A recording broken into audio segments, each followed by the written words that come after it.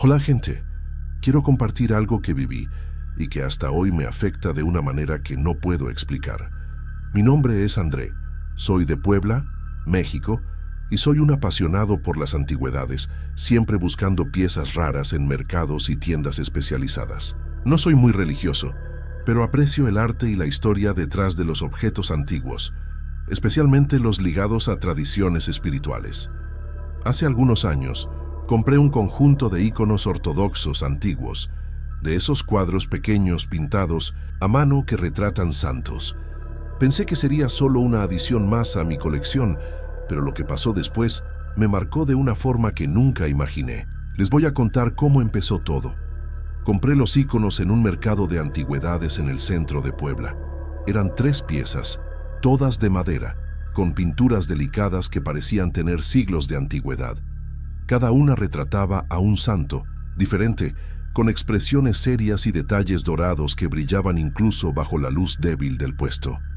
El vendedor, un señor de habla tranquila, dijo que provenían de un monasterio en Europa del Este, pero no supo contarme mucho más. Solo mencionó que eran muy especiales y que debía tratarlos con respeto.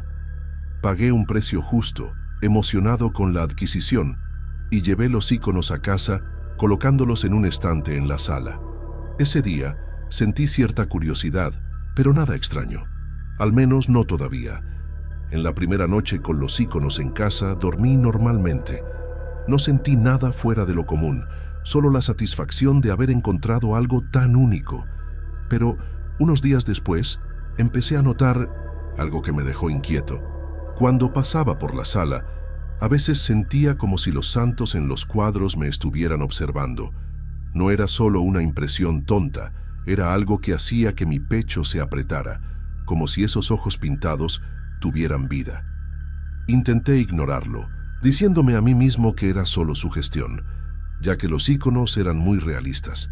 Pero cada vez que los miraba, parecía que las expresiones cambiaban un poco, como si se volvieran más tristes o acusadoras. Mi incomodidad empezó a crecer. Una semana después, pasó algo más extraño. Estaba solo en casa, de noche, leyendo un libro en la sala, cerca de los íconos. De repente, sentí un escalofrío fuerte, como si la temperatura hubiera bajado de la nada. Miré a un lado pensando que una ventana estaba abierta, pero todo estaba cerrado. Fue entonces cuando por un instante vi algo por el rabillo del ojo. Uno de los cuadros parecía brillar, como si la capa dorada alrededor del santo hubiera pulsado con luz. Parpadeé, asustado, y cuando volví a mirar, todo estaba normal. Mi corazón se aceleró y me reí nervioso, pensando que estaba imaginando cosas, pero en el fondo sabía que había visto algo que no era solo un truco de la luz. Después de ese día, empecé a tener sueños raros. No eran exactamente pesadillas, sino imágenes muy vívidas, casi reales. En el primero de ellos, vi a un hombre barbudo, vestido con ropas antiguas, siendo arrastrado por una multitud. Parecía sufrir, con el rostro contraído de dolor, mientras lo llevaban a algún lugar que parecía una arena. Desperté sudando, con el corazón latiendo fuerte, y de inmediato recordé a uno de los santos de los íconos, que tenía una barba similar. Me sentí inquieto, pero pensé que era solo coincidencia, que mi mente estaba mezclando cosas, solo que los sueños no pararon, y cada vez se volvían más intensos, más detallados. En el segundo sueño, unos días después, vi a una mujer, con un velo en la cabeza, siendo atada a un poste mientras personas a su alrededor gritaban. Ella parecía rezar, pero sus ojos estaban llenos de lágrimas y se podía sentir su desesperación. De nuevo desperté jadeando y no pude volver a dormir. Esa mujer era idéntica a la santa retratada en uno de los otros íconos. Empecé a preguntarme si no había algo malo con esas pinturas. No soy supersticioso, pero eso empezaba a asustarme. Era como si los santos quisieran mostrarme algo que no quería ver, pero que no podía evitar. Empecé a evitar pasar mucho tiempo en la sala donde los íconos estaban expuestos. Puse un paño sobre ellos para no tener que mirar sus rostros, pero aún así sentía un peso cada vez que pasaba por ahí. Mi casa, que siempre fue mi lugar de paz, empezó a parecer diferente, como si el aire se hubiera vuelto más pesado.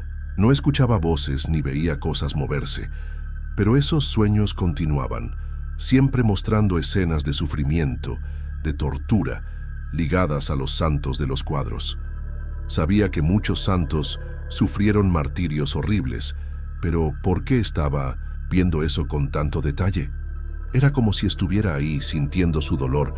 Decidí investigar sobre los santos retratados en los íconos para ver si entendía algo. Descubrí que los tres realmente eran mártires, que sufrieron muertes brutales por su fe.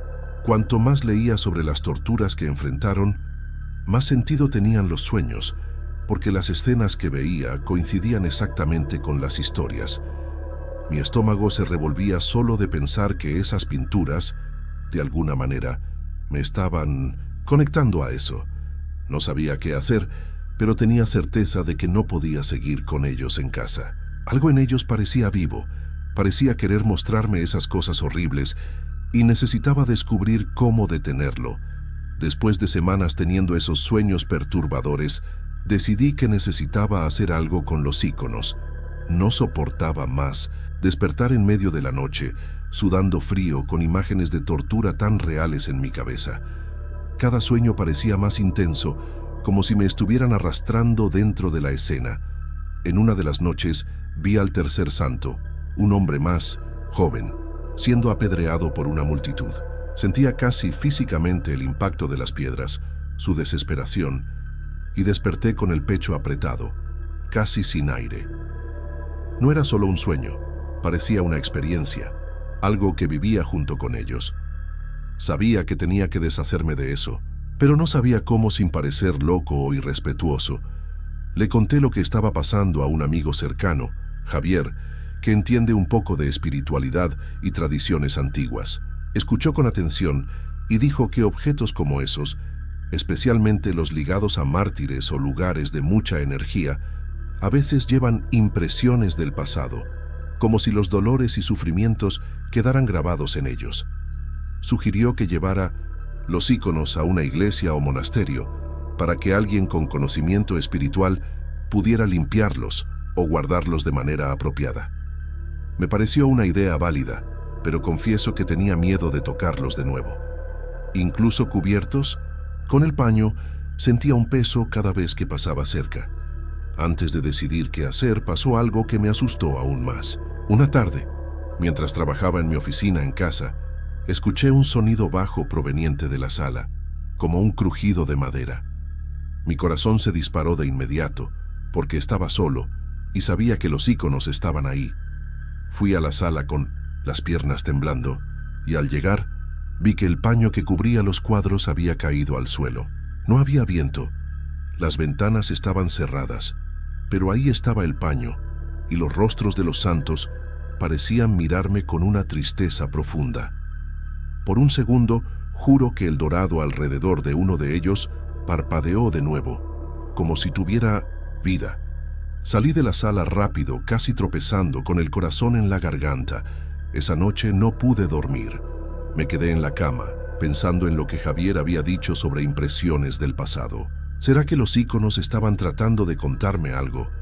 ¿O era solo mi mente mezclando lo que leí con lo que soñé? Decidí seguir su consejo y busqué una pequeña iglesia ortodoxa en Puebla, que sabía que tenía un sacerdote que entendía tradiciones antiguas. Llamé ahí al día siguiente y expliqué, un poco avergonzado, que estaba teniendo problemas con unos íconos antiguos. El sacerdote fue amable, dijo que eso no era raro con objetos tan viejos y que podía llevarlos para una bendición o para dejarlos bajo el cuidado de la iglesia. Sentí un alivio, pero aún estaba nervioso. El día que llevé los íconos a la iglesia, los puse en una caja, envolviendo cada uno con cuidado, sin querer mirar sus rostros. Durante el trayecto, sentía un peso extraño, como si algo no quisiera que hiciera eso. Al llegar, el sacerdote examinó las piezas con mucho respeto y dijo que eran realmente muy antiguas, probablemente del siglo XVIII o XIX, y que ya habían pasado por muchas manos. Hizo una oración sobre ellos, rociando agua bendita, y sentí que el ambiente se volvía más ligero, como si se hubiera quitado una carga. Pregunté si podía dejar los íconos con él, y aceptó, diciendo que los guardaría en un lugar apropiado en el monasterio anexo a la iglesia. Después de dejar los íconos, los sueños casi desaparecieron por completo. En la primera semana, todavía tuve algunas imágenes fragmentadas, pero nada tan vívido como antes. Era como si la conexión hubiera sido rota, o al menos debilitada. Mi casa volvió a parecer un lugar de paz, y ya no sentía ese peso al pasar por la sala. Pero aún así, lo que viví quedó grabado en mi memoria. Empecé a evitar comprar objetos religiosos antiguos sin saber la historia detrás de ellos, con miedo de que algo así pasara de nuevo.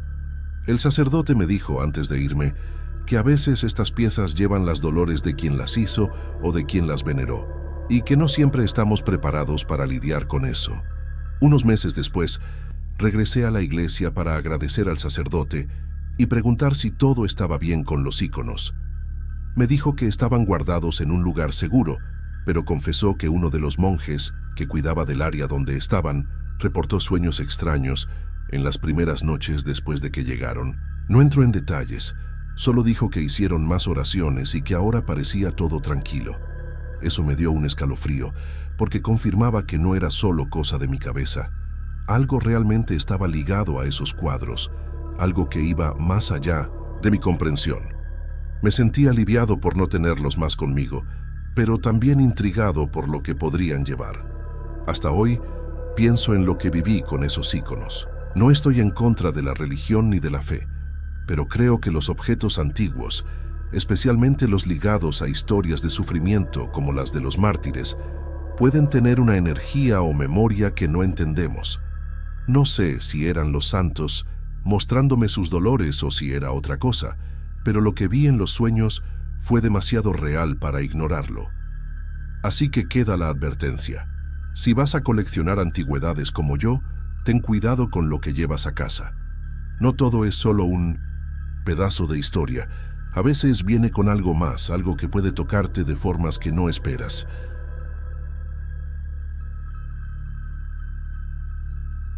Trabajo como conserje en una iglesia centenaria en el centro de la ciudad. Es un lugar hermoso, lleno de historia, con vitrales antiguos y un altar que parece haber salido de otra época. Siempre me sentí honrado de cuidar ese espacio, aunque no soy muy religioso. Pero hace algunos meses empecé a experimentar algo que no puedo explicar, algo que transformó mi trabajo en una experiencia inquietante. Les voy a contar cómo empezó todo, después de que comencé a escuchar cosas que no deberían estar ahí, especialmente tras el anochecer. Trabajo en la iglesia desde hace unos 5 años y mi rutina es sencilla. Limpio el salón principal, cuido el jardín alrededor y a veces me quedo hasta tarde para cerrar todo después de eventos o misas nocturnas. Nunca tuve miedo de quedarme solo ahí, incluso siendo un lugar tan antiguo. Las historias de apariciones que escuchaba de los más viejos siempre me parecieron puro folclore, algo para asustar a los niños. Pero una noche, hace unos 6 meses, mientras barría el suelo cerca del confesionario, escuché algo que cambió todo. Era un susurro bajo, casi imperceptible, como si alguien estuviera hablando del otro lado de la madera. Me detuve en el momento, con el corazón acelerado, pensando que alguien se había quedado en la iglesia después del horario. Fui hasta el confesionario, que estaba vacío durante el día, y abrí la puerta del lado del penitente. No había nadie. El silencio regresó, y me reí nervioso, pensando que estaba imaginando cosas por el cansancio. Pero mientras cerraba la puerta, escuché de nuevo, esta vez más claro, una voz apagada, femenina, diciendo algo como, «Perdona mis pecados». Mi sangre se heló, y di un paso atrás mirando hacia las sombras de la iglesia. Las luces estaban débiles, solo las lámparas del altar estaban encendidas, pero juro que sentí un frío en la nuca, como si algo me estuviera observando. Cerré todo rápido y salí de la iglesia sin ni siquiera terminar la limpieza. Al día siguiente, regresé al trabajo todavía un poco sacudido, pero traté de ignorar lo que había pasado. Le conté al sacerdote que cuida la iglesia, un poco avergonzado, pero él solo sonrió y dijo que lugares antiguos como ese tienen ecos del pasado y que no debería preocuparme. No me convenció, pero decidí no pensar mucho en eso. Solo que en las noches siguientes los susurros continuaron. Siempre después del anochecer, cuando estaba solo, escuchaba voces en el confesionario. No siempre eran claras, a veces solo murmullos, pero otras veces escuchaba confesiones enteras, llenas de culpa y desesperación. Eran voces diferentes, hombres y mujeres, hablando de pecados que iban desde mentiras hasta cosas más pesadas, que me ponían la piel de gallina. Empecé a evitar estar cerca del confesionario después de que oscurecía. Cambiaba mi horario de limpieza a más temprano siempre que podía, pero no siempre era posible, porque había eventos nocturnos en la iglesia. En una de esas noches, mientras acomodaba las sillas en el salón principal, escuché algo que me hizo congelarme. Una voz de hombre ronca y temblorosa susurrando: «He quitado una vida, no merezco perdón». Mi estómago se revolvió y miré hacia el confesionario, que estaba a unos metros de distancia. No tenía valor para acercarme, pero tampoco podía ignorarlo. Tomé mi linterna y apunté hacia las sombras, pero no vi nada. El susurro paró de repente, como si supiera que lo estaba escuchando. Después de eso empecé a sentir un peso mayor en la iglesia por la noche. No era solo miedo, era como si el aire se volviera más denso, como si algo estuviera siempre cerca, esperando. Empecé a notar otros detalles extraños. A veces las cortinas del confesionario parecían moverse levemente, incluso sin viento, o sentía un olor débil a incienso en lugares donde no se había usado. Intenté hablar de nuevo con el sacerdote, pero insistió en que era solo mi imaginación o el espíritu de la historia del lugar. No me sentía cómodo con esa explicación, porque esas voces parecían demasiado reales, llenas de emoción, como si necesitaran ser escuchadas. Decidí hacer algo para protegerme. Comencé a llevar un rosario en el bolsillo que me había regalado mi abuela, aunque no soy de rezar mucho. También empecé a encender más luces en la iglesia por la noche, pensando que eso podría alejar lo que fuera que estuviera ahí. Pero los susurros no paraban. Una noche, escuché a un niño con voz llorosa confesando que había hecho algo malo a un amigo. Eso me partió el corazón, pero también me asustó, porque parecía tan cercano, como si estuviera justo a mi lado. Salí del confesionario casi corriendo, cerrando la puerta de la iglesia detrás de mí. No sabía qué hacer, pero no quería seguir solo ahí después de que oscureciera. Empecé a investigar sobre la historia de la iglesia para ver si encontraba algo que explicara lo que estaba pasando. Descubrí que fue construida en el siglo XVIII y que a lo largo de los años mucha gente pasó por ahí, confesando cosas que tal vez nunca fueron resueltas. Leí que lugares como iglesias pueden acumular energías, especialmente de dolor y culpa, y me pregunté si era eso lo que estaba escuchando. Ecos de confesiones antiguas, atrapados de alguna forma en el confesionario. No sé si creo en eso, pero era la única explicación que tenía algún sentido. Solo sabía que necesitaba encontrar una forma de lidiar con esto, porque mi trabajo se estaba convirtiendo en una pesadilla. Decidí cambiar mi rutina. Comencé a pedirle a un colega que me ayudara en las tareas nocturnas para no quedarme solo en la iglesia después de que oscureciera. También empecé a usar audífonos con música alta, intentando ahogar cualquier sonido que pudiera surgir. Eso ayudó un poco, pero no completamente. A veces, incluso con la música, sentía ese peso en el aire, o veía de reojo las cortinas del confesionario moviéndose sin motivo. No escuchaba las voces con tanta frecuencia, pero sabía que algo todavía estaba ahí, esperando un momento de silencio o soledad para manifestarse de nuevo. Hablé con el sacerdote una vez más, pidiendo cambiar mi turno solo al período de la mañana, y expliqué que no me sentía cómodo por la noche. Él entendió, aunque dijo que necesitaba tener fe y no dejar que el miedo me dominara. Logré cambiar mis horarios y desde entonces no he escuchado más susurros.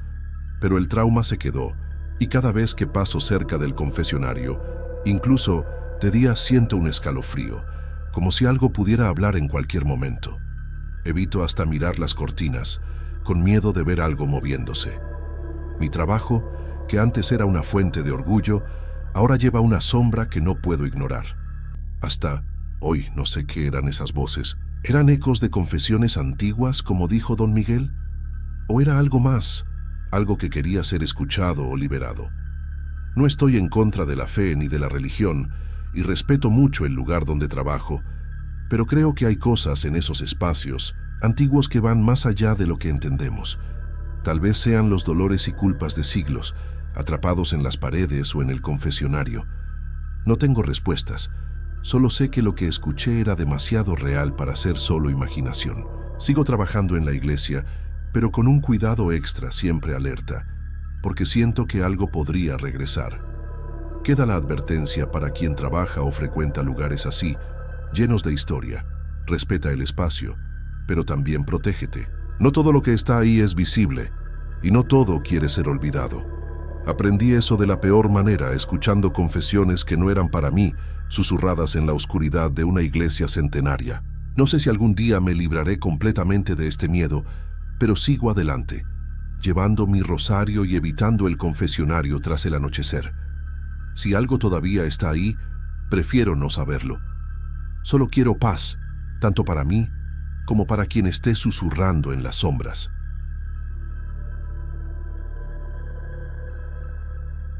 Mi nombre es Mariana. Soy de la Ciudad de México, México, y esta historia comenzó hace algunos meses, después de que heredé un rosario que perteneció a mi abuela, Doña Esperanza. Mi abuela era una mujer muy religiosa, siempre con un rosario en la mano, rezando por los demás. Cuando falleció el año pasado, recibí este objeto como un recuerdo de ella, algo que me pareció conmovedor en ese momento, pero poco después comencé a tener sueños extraños donde ella parecía tratar de advertirme sobre algo. Les voy a contar cómo empezó todo y espero que me ayuden a entender qué está pasando. El rosario era sencillo, de cuentas negras, con un crucifijo de plata un poco desgastado, pero tenía un valor sentimental enorme. Mi mamá me lo dio justo después del funeral, diciendo que a la abuela le gustaría que yo lo tuviera. Puse el rosario en una cajita en mi cómoda, en el pino sin su cuarto, pensando que sería una forma de mantener su memoria cerca. En los primeros días no sentí nada extraño. Miraba el rosario de vez en cuando, recordando las historias que mi abuela me contaba, las veces que me enseñaba a rezar cuando era niña. Era algo reconfortante, hasta que los sueños comenzaron, cambiando completamente lo que sentía sobre ese objeto. El primer sueño llegó en una noche cualquiera, unas 2 semanas después de recibir el rosario. Soñé que estaba en la casa antigua de mi abuela, donde pasé gran parte de mi infancia. En el sueño, ella estaba sentada en su sillón de siempre, sosteniendo el mismo rosario que ahora era mío. Me miró con un semblante serio, muy diferente, de la forma cariñosa que recordaba, y dijo algo como: «Está escondido, Mariana, tienes que encontrarlo». Desperté confundida, con el corazón un poco acelerado, sin entender qué quería decir. Pensé que era solo nostalgia, mi mente jugando conmigo, pero la sensación de urgencia en su voz se quedó en mi cabeza todo el día. Después de ese primer sueño, vinieron otros, casi todas las semanas, siempre en la casa de la abuela, siempre, con ella mirándome de una manera preocupada, repitiendo variaciones del mismo mensaje: «Está escondido, busca en la casa, no lo ignores». En algunos sueños, señalaba hacia una esquina de la sala o hacia la escalera que llevaba al ático, lugares que conocía bien de su casa, que ahora pertenece a mi tía. Comencé a inquietarme, porque los sueños eran muy vívidos, como si realmente estuviera ahí, oliendo el café que ella siempre preparaba. No era solo un sueño cualquiera, parecía un mensaje, algo que ella quería que entendiera. Intenté ignorarlo por un tiempo, pensando que era solo mi imaginación mezclando nostalgia con el estrés del día a día, pero los sueños no paraban, y empecé a sentir un peso extraño cada vez que miraba el rosario en la cajita. Era como si me estuviera llamando, pidiendo que hiciera algo. Decidí contarle a mi mamá sobre los sueños, pero se rió, diciendo que era solo mi cabeza procesando la pérdida de la abuela. Sin embargo, yo no creía que fuera solo eso. La urgencia en la voz de mi abuela en los sueños parecía real, como si estuviera desesperada por advertirme sobre algo importante. Decidí que necesitaba hacer algo para entender qué estaba pasando. Llamé a mi tía, que vive en la casa de mi Memitzintusa, la abuela ahora, y le pregunté si podía visitarla para echar un vistazo a los rincones que aparecían en los sueños. Le expliqué que estaba teniendo sueños extraños, sin entrar en muchos detalles, y ella aceptó, aunque le pareció un poco raro. Quedé en ir el fin de semana, con una mezcla de curiosidad y miedo por lo que podría encontrar. No soy muy de creer en cosas sobrenaturales, pero algo en esa situación parecía fuera de lo normal. ¿Será que mi abuela realmente estaba tratando de decirme algo desde el más allá? Mientras esperaba el día de la visita, los sueños se volvieron más intensos. Una noche vi a mi abuela en el ático de la casa, revisando cajas viejas, con una expresión de angustia. Me miró directamente y dijo: «Está aquí arriba, no tardes». Desperté sudando, con el corazón disparado, sintiendo que necesitaba ir pronto a su casa. Comencé a preguntarme si realmente había algo escondido ahí, algo que ella guardó y nunca le contó a nadie. El rosario, que antes era solo un recuerdo, ahora parecía una conexión con este misterio, como si cargara la voluntad de ella de guiarme hacia lo que fuera que fuera. Hablé con una amiga que entiende un poco de espiritualidad y me dijo que objetos personales, como un rosario muy usado, pueden cargar energías o intenciones de quien los poseía. Pensó que tal vez mi abuela había dejado algo inacabado y que el rosario era un medio para que ella hablara conmigo. Eso me dio un escalofrío, pero también tuvo sentido, considerando la frecuencia de los sueños. Decidí llevar el rosario conmigo en la visita a la casa de la abuela, para ver si sentía algo diferente, o si los sueños cambiaban después de eso. Solo sabía que necesitaba descubrir qué estaba escondido, antes de que el peso de esos mensajes me consumiera por completo. El fin de semana finalmente fui a la casa de mi abuela, que ahora es de mi tía Clara. Llevé el rosario conmigo, dentro de la cajita, sintiendo una mezcla de expectativa y nerviosismo. Cuando llegué, la casa parecía exactamente como en mis sueños. El olor a madera antigua, el crujido del suelo, todo tan familiar. Mi tía me recibió con una sonrisa, pero noté que estaba un poco curiosa sobre el motivo de mi visita. Le expliqué que quería echar un vistazo al ático y a algunos rincones de la casa por recuerdos de la abuela. Sin mencionar los sueños, asintió, aunque parecía encontrarlo un poco extraño, y me dejó a mis anchas para explorar. Subí al ático con el rosario en el bolsillo, sintiendo que el corazón me latía más rápido con cada escalón. El lugar estaba polvoriento, lleno de cajas viejas y muebles cubiertos por sábanas, exactamente como lo vi en el sueño. Comencé a revolver en las cajas, sin saber con certeza qué buscaba, pero guiada por esa sensación de urgencia que mi abuela transmitía. Mientras abría una caja llena de papeles antiguos, sentí un frío repentino, como si la temperatura hubiera bajado solo en ese rincón. Mi estómago se heló, pero no era miedo, era algo diferente, como una presencia suave, casi familiar, envolviéndome. De repente, mientras revisaba los papeles, escuché un sonido bajo, como un suspiro, justo detrás de mí. Me giré rápido, pero no había nadie. Mi corazón se disparó y sostuve el rosario en el bolsillo con fuerza, como si pudiera protegerme. Fue entonces cuando sentí algo aún más extraño.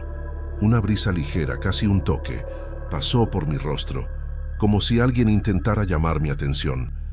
No vi nada, pero juro que sentí la presencia de mi abuela ahí, como si ella estuviera guiándome. Miré la caja de nuevo y en el fondo encontré un sobre amarillento, con su letra en el frente, escrito «Para Mariana». Temblando, abrí el sobre y encontré una carta. En ella, mi abuela explicaba que había guardado algo muy importante en el ático, algo que quería que solo yo supiera. Era un pequeño medallón de oro escondido dentro de una Biblia antigua que estaba en la misma caja. La carta decía que el medallón era de mi bisabuela y que tenía un gran valor espiritual, pasado de generación en generación. pero que ella nunca tuvo el valor de contárselo a nadie de la familia por miedo a parecer supersticiosa. Me pedía que lo cuidara, que lo guardara con respeto, pues creía que llevaba una protección especial. Mientras leía la carta, sentí esa presencia de nuevo, más fuerte, como si mi abuela estuviera a mi lado, aliviada de que hubiera encontrado lo que quería. No era algo aterrador, pero sí profundamente paranormal. El aire a mi alrededor parecía vibrar ligeramente, y juro que por un instante escuché un murmullo, como una voz diciendo «Gracias», tan bajo que podría ser mi imaginación.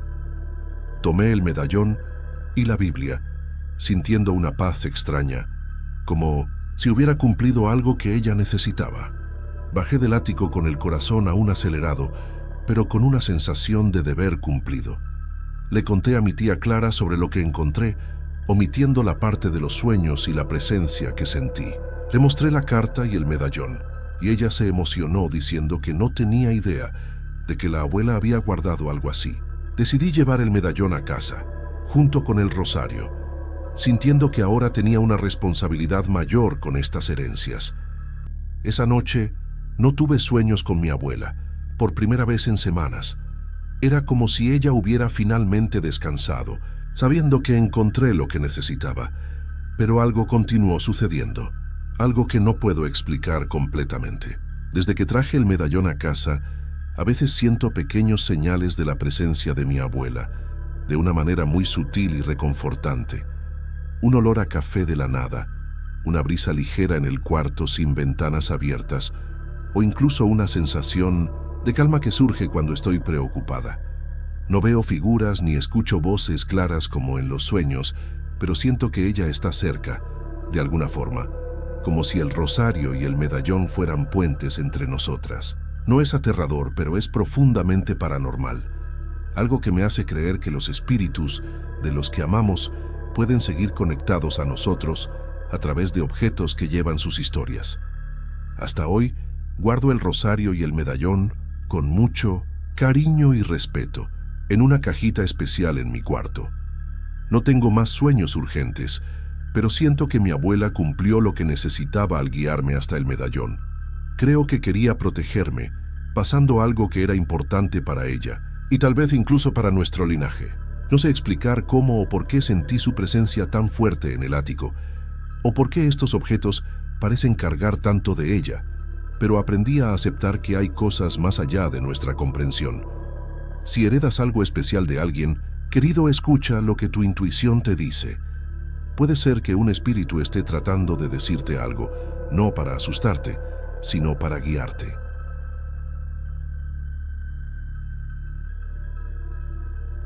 Somos Ana y Luis, una pareja de Monterrey, México, y nos mudamos hace algunos meses a una casa antigua en el centro de la ciudad.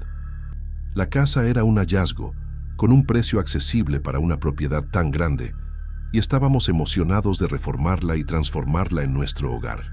Sin embargo, poco después de instalarnos, descubrimos algo en el sótano que cambió completamente la energía del lugar. Les vamos a contar cómo empezó todo, desde el momento en que encontramos un pequeño oratorio sellado que escondía cosas perturbadoras. La casa, construida a principios del siglo XX, tenía un encanto antiguo, con paredes de piedra y un sótano que parecía no haber sido usado en décadas. En los primeros días, estábamos ocupados con la mudanza y pequeñas reformas, así que no exploramos mucho más allá de los pisos principales. Pero una tarde, mientras organizábamos cajas, decidimos bajar al sótano para ver el espacio y pensar en cómo usarlo. El lugar estaba húmedo, con olor a moho y lleno de escombros. Mientras limpiábamos, notamos una pared que parecía diferente, como si hubiera sido tapiada con ladrillos más nuevos. Curiosos, decidimos romper una parte para ver qué había ahí. Después de algunas horas de trabajo con herramientas básicas, abrimos un hueco en la pared y encontramos algo que nos dejó sin palabras. Un pequeño oratorio, una especie de nicho religioso, sellado ahí dentro. Estaba hecho de madera oscura, con detalles tallados que parecían muy antiguos. Dentro de él había 3 estatuillas de santos, pero algo estaba mal. Sus rostros estaban desfigurados, como si hubieran sido raspados o quemados intencionalmente. No se podía reconocer quiénes eran, y eso nos dio un escalofrío inmediato. Junto a las estatuillas había un montón de papeles amarillentos, atados con un cordel que parecían anotaciones hechas a mano. Con las manos temblando, tomamos los papeles y comenzamos a leer. Las anotaciones estaban en un español antiguo, difíciles de entender por completo, pero lo que logramos descifrar era perturbador. Hablaban de pecados que no pueden ser perdonados y de santos que no deben ver. Había frases repetidas, como ellos saben lo que hice, escritas con una caligrafía temblorosa, como si quien escribió estuviera asustado o desesperado. Una de las páginas mencionaba un sacrificio para apaciguar, sin explicar qué era, pero el tono era sombrío. Dejamos de leer, sintiendo un peso en el pecho, como si hubiéramos invadido algo que no debíamos. Esa noche no pudimos dormir bien. Nos quedamos en la sala, lejos del sótano, discutiendo qué hacer con el oratorio. Luis pensaba que debíamos sacar todo de ahí y tirarlo, pero yo tenía miedo de tocar algo que parecía tan cargado. No somos muy religiosos, pero respetamos estas cosas, y los rostros desfigurados de los santos nos daban una sensación de irrespeto, como si alguien lo hubiera hecho por rabia o desesperación. Decidimos dejar el oratorio como estaba por el momento, tapando el hueco en la pared nuevamente, pero la energía de la casa parecía haber cambiado. Sentíamos un malestar extraño, como si estuviéramos siendo observados. En los días siguientes, comenzamos a notar cosas raras. Por la noche, escuchábamos sonidos leves provenientes del sótano, como rasguños o pasos apagados, pero cuando bajábamos a revisar, no encontrábamos nada. Las luces de la casa parpadeaban sin motivo, incluso después de haber revisado el cableado durante la reforma. Una vez, mientras yo ordenaba la cocina, sentí un frío repentino, y juro que vi una sombra pasar rápido por el rabillo del ojo, pero no había nadie. Luis también reportó sentir un peso en los hombros cada vez que pasaba por la puerta del sótano, como si algo lo empujara hacia abajo. Estábamos cada vez más nerviosos. Decidimos investigar sobre la historia de la casa para entender si había algo que explicara el oratorio. Hablamos con un vecino mayor, don Ernesto, que vivía en la calle desde hace décadas. Se puso serio cuando mencionamos el sótano y dijo que la casa perteneció a una familia muy religiosa en el pasado, pero que hubo un escándalo envolviendo al patriarca, algo sobre pecados graves que nadie quería comentar. No sabía detalles, pero mencionó que después de eso, la casa quedó vacía por años antes de ser vendida. Eso nos dejó aún más inquietos, porque parecía conectarse con las anotaciones que encontramos. Decidimos que necesitábamos ayuda. Llamamos a un amigo, Miguel, que entiende de espiritualidad y tiene contactos con personas que lidian con energías de lugares antiguos. Le contamos sobre el oratorio, los santos desfigurados y las anotaciones, además de las cosas extrañas que estaban sucediendo. Dijo que alterar objetos religiosos de manera irrespetuosa, como desfigurar santos, podría atraer energías negativas o incluso atrapar algo en el lugar. Sugirió que no tocáramos nada hasta que él viniera con una persona de confianza para evaluar. Mientras esperábamos, el malestar en la casa solo aumentaba y comenzamos a dormir con las luces encendidas, temiendo lo que podría pasar en la oscuridad. Mientras esperábamos la llegada de Miguel, la tensión en la casa solo aumentaba. Decidimos evitar el sótano a toda costa, cerrando la puerta de acceso con un candado que compramos al día siguiente. Aún así, los sonidos extraños continuaban, ahora pareciendo venir de otros rincones de la casa. Cierta noche, mientras intentábamos dormir, escuchamos un ruido que parecía un murmullo bajo, como si alguien estuviera rezando o lamentándose. Venía del piso de abajo, pero ninguno de los dos tuvo el valor de bajar a verificar. Nos quedamos abrazados con el corazón acelerado, esperando el amanecer. El miedo comenzaba a consumirnos. Al día siguiente, Miguel llegó con una mujer llamada Doña Rosa, a quien presentó como alguien que realizaba limpiezas espirituales. Tenía un aire sereno, pero sus ojos mostraron preocupación cuando le contamos sobre el oratorio y las anotaciones.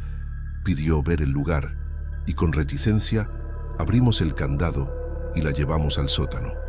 Cuando destapamos el hueco en la pared y mostramos el oratorio, ella se quedó en silencio por un largo momento, observando las estatuillas desfiguradas.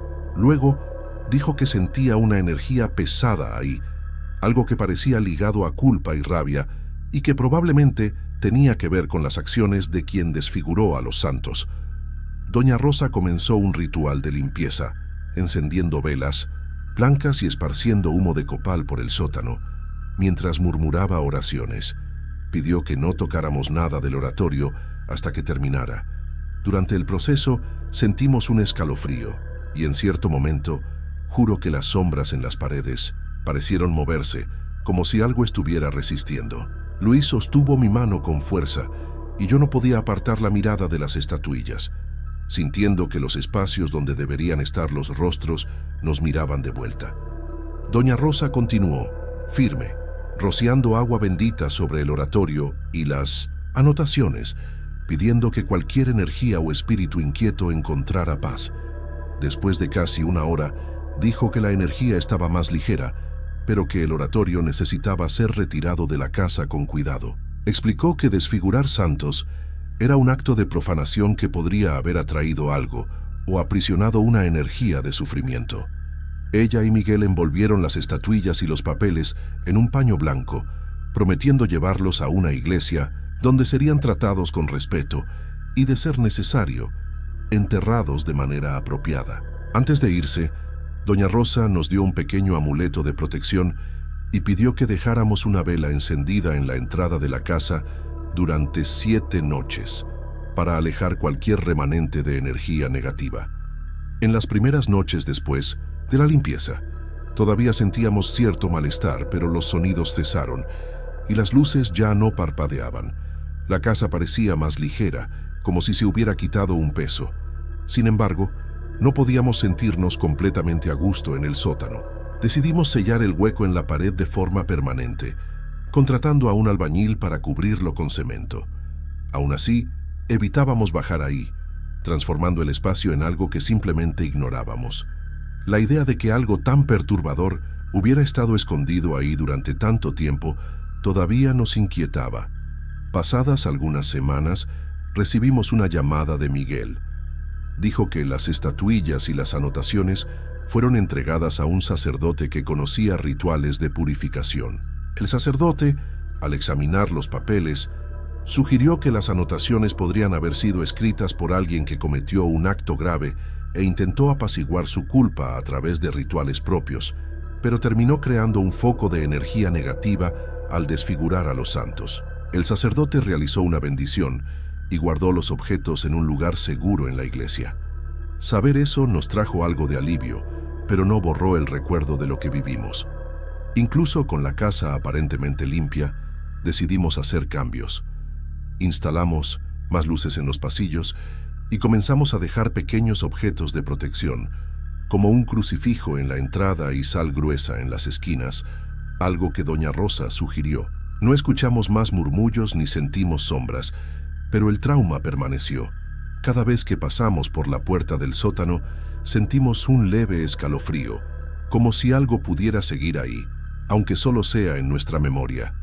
La casa, que debería ser nuestro hogar soñado, ahora lleva una historia que no podemos ignorar. Hasta hoy, pensamos en lo que encontramos en ese oratorio sellado. No sabemos con certeza quién hizo esas anotaciones o por qué desfiguró a los santos, pero creemos que hay cosas que no deben ser tocadas ni escondidas de una manera tan sombría. Si te mudas a una casa antigua, ten cuidado al explorar rincones olvidados. Puede haber historias o energías que no pertenecen al presente, pero que aún afectan a quienes viven ahí. Nosotros aprendimos eso de la peor manera, descubriendo un secreto perturbador que transformó nuestra nueva casa en un lugar de recuerdos inquietantes. Seguimos aquí, pero con cautela, siempre atentos a lo que el pasado puede revelar.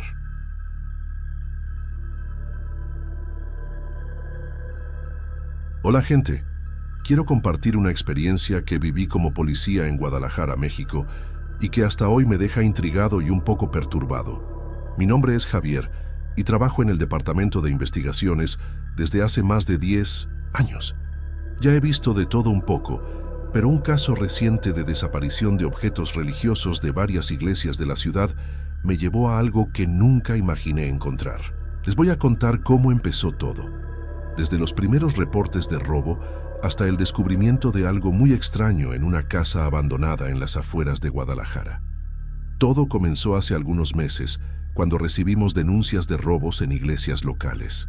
Los objetos desaparecidos siempre eran religiosos: rosarios, medallas, pequeñas estatuillas de santos, cálices e incluso velas consagradas. No era algo común, ya que estos objetos no tienen gran valor comercial, así que sospechamos que el motivo no era solo robar por dinero. Los sacerdotes estaban preocupados, diciendo que parecía algo personal o incluso profano. Formamos un pequeño equipo para investigar, entrevistando testigos y buscando cámaras de seguridad en las áreas cercanas a las iglesias, pero las pistas eran escasas. Después de semanas sin progreso, recibimos una pista anónima por teléfono.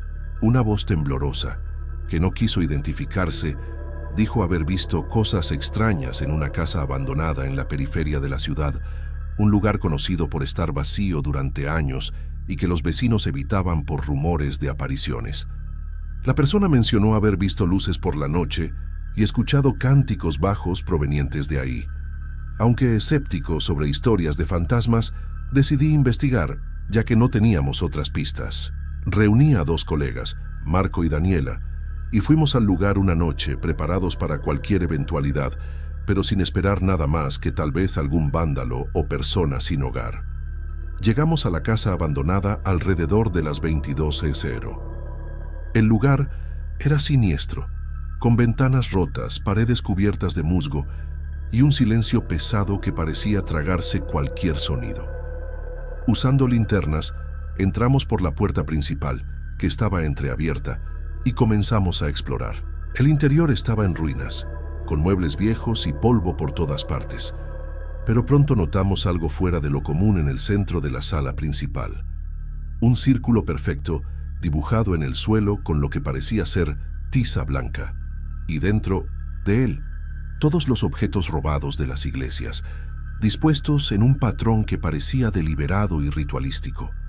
Había rosarios formando líneas que se cruzaban en el centro del círculo, estatuillas de santos volteadas de cabeza en puntos específicos, como si marcaran posiciones de una estrella, y cálices llenos de un líquido oscuro que no pudimos identificar de inmediato. Velas consagradas, aún intactas, estaban encendidas alrededor del círculo, aunque no había señal de nadie ahí. El aire parecía pesado y sentí un escalofrío en la nuca que no pude explicar. Marco, que es más religioso, se persignó y murmuró algo sobre que esto era obra del diablo. Daniela, por otro lado, tomó fotos para documentar, pero confesó que sentía un malestar creciente. Mientras examinábamos el círculo, notamos símbolos extraños garabateados en las paredes, como cruces invertidas y otros dibujos que no reconocíamos. En una esquina de la sala había un viejo cuaderno abierto, con anotaciones en una caligrafía apretada. Leí algunas líneas y mi estómago se revolvió.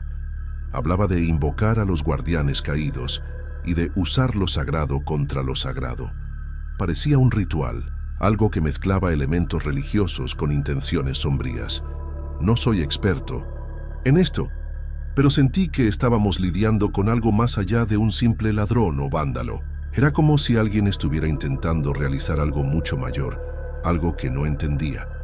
Decidimos no tocar nada hasta tener refuerzos y alguien que pudiera orientarnos sobre cómo lidiar con eso. Llamé por radio a más colegas y pedí que contactaran a un sacerdote que conozco, el padre Esteban, quien ya nos ha ayudado en casos relacionados con objetos religiosos.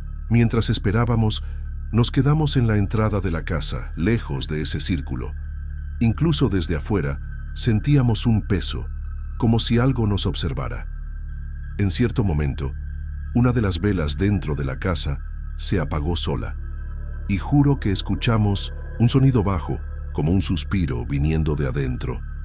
Mi instinto de policía me decía que saliéramos de ahí, pero mi deber me mantenía en el lugar. Cuando el padre Esteban llegó, acompañado de otros 2 oficiales, se mostró visiblemente afectado al ver el círculo y los objetos dispuestos. Dijo que aquello parecía un intento de ritual profano, algo que irrespetaba los objetos sagrados para invocar o atraer energías negativas. Recomendó que no tocáramos nada hasta que pudiera realizar una bendición y que los objetos fueran retirados con cuidado para ser devueltos a las iglesias. Mientras preparaba lo que necesitaba, comenzamos a montar un perímetro alrededor de la casa, sabiendo que necesitábamos encontrar a quien hizo eso. Pero en el fondo, sentía que estábamos lidiando con algo que iba más allá de un simple crimen. Mientras el padre Esteban realizaba la bendición, nos quedamos fuera de la casa manteniendo el perímetro seguro. Aspergió agua bendita alrededor del círculo y sobre los objetos, recitando oraciones en latín con una voz firme. Pero noté que sus manos temblaban ligeramente. Durante el ritual, el aire parecía volverse aún más pesado, y en cierto momento, una ráfaga de viento frío pasó por la sala, apagando más velas, aunque todas las ventanas estaban cerradas. Marco murmuró algo sobre no estar solos, y confieso que sentí un escalofrío que no tenía nada que ver con la temperatura. Algo en esa casa parecía reaccionar a la presencia del sacerdote. Después de casi 1 hora, el padre Esteban terminó visiblemente agotado. Nos dijo que la energía en el lugar estaba perturbada, pero que la bendición debería ayudar a neutralizar cualquier intención negativa que estuviera ligada a los objetos. Él y los otros oficiales comenzaron a recoger los artículos con cuidado, envolviéndolos en paños blancos para devolverlos a las iglesias. Las anotaciones en el cuaderno fueron guardadas por separado, y el sacerdote dijo que las analizaría con calma para entender mejor qué se estaba intentando ahí. Antes de irnos, dibujó un símbolo de protección con sal en el suelo donde estaba el círculo y pidió que no volviéramos a la casa sin necesidad. Con los objetos retirados, decidimos hacer una búsqueda más detallada en la casa abandonada, ahora con la luz del día, para buscar pistas sobre quién podría haber hecho eso. Encontramos huellas recientes en el suelo polvoriento que llevaban a una salida trasera y algunos restos de tela que parecían haber sido arrancados de una prenda. También hallamos velas comunes, diferentes a las consagradas, y latas de aerosol que podrían haber sido usadas para dibujar los símbolos en las paredes. Era evidente que alguien había estado ahí por un tiempo, planeando cuidadosamente lo que fuera ese ritual. Recolectamos todo como evidencia y lo enviamos para análisis en el laboratorio. En los días siguientes, intensificamos la investigación. Las huellas nos llevaron a un callejón cercano, pero la pista se perdió.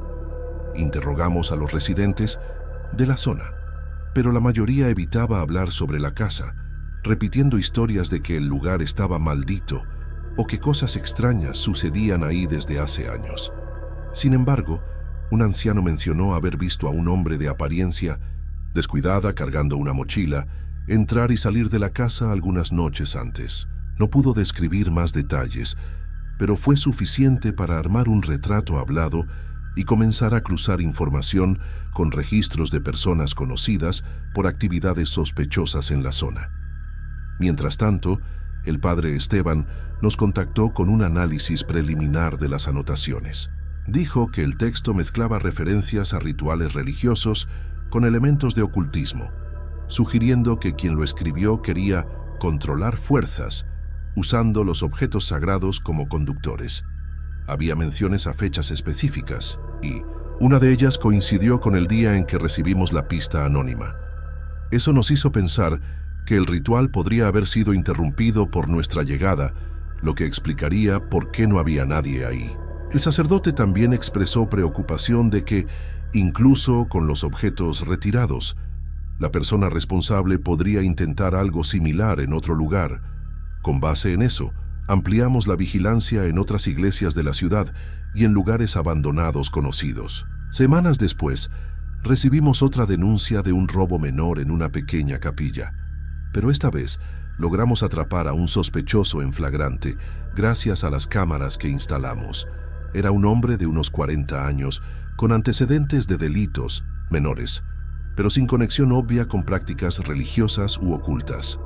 Durante el interrogatorio, confesó haber sido pagado por alguien para robar los objetos, pero no sabía para qué.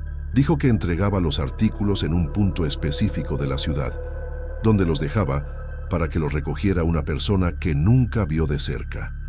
Seguimos la pista del punto de entrega y montamos una operación de vigilancia. Después de días de espera, detuvimos a un segundo sospechoso, un hombre más joven que parecía nervioso al acercarse al lugar. Llevaba un cuaderno similar al que encontramos en la casa abandonada, con más anotaciones sobre rituales. Durante el interrogatorio, admitió estar involucrado en un pequeño grupo que creía poder ganar poder a través de rituales, con objetos sagrados, pero negó saber detalles sobre invocaciones o consecuencias. Dijo que el líder del grupo, a quien solo conocía por un apodo, había desaparecido después de nuestra intervención en la casa abandonada. Aunque desmantelamos parte del grupo y recuperamos la mayoría de los objetos robados, el líder nunca fue encontrado, lo que me inquieta hasta el día de hoy.